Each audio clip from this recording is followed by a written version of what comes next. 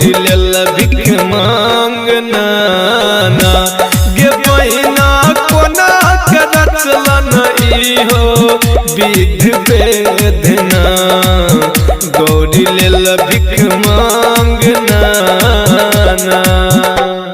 Recording by Sapna Music.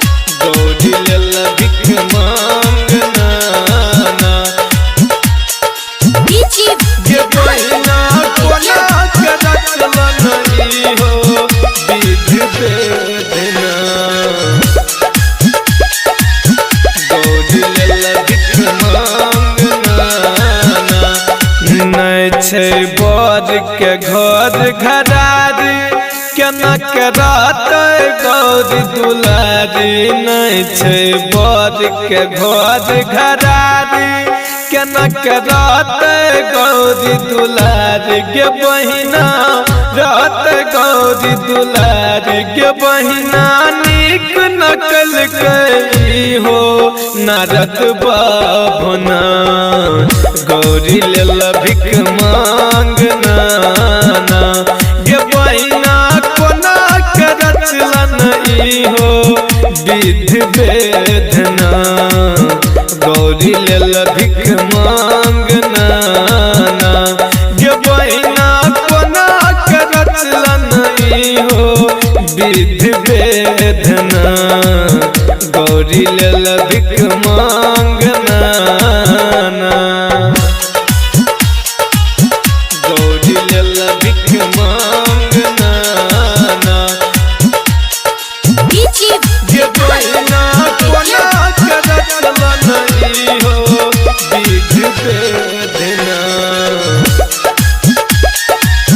Gauri लेल भिख मांगना।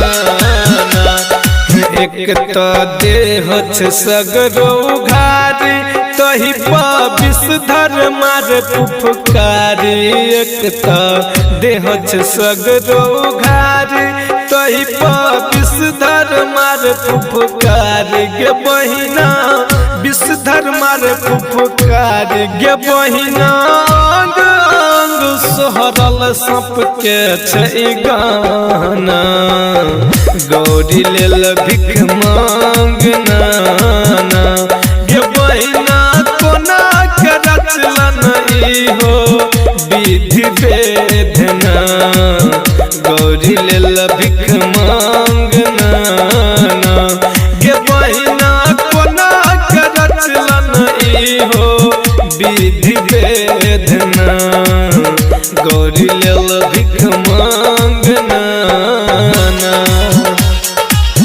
गौरी लेल भिख मांगना गे बहिना कोना के रचलन इहो विध वेदना गौरी लेल भिख मांगना।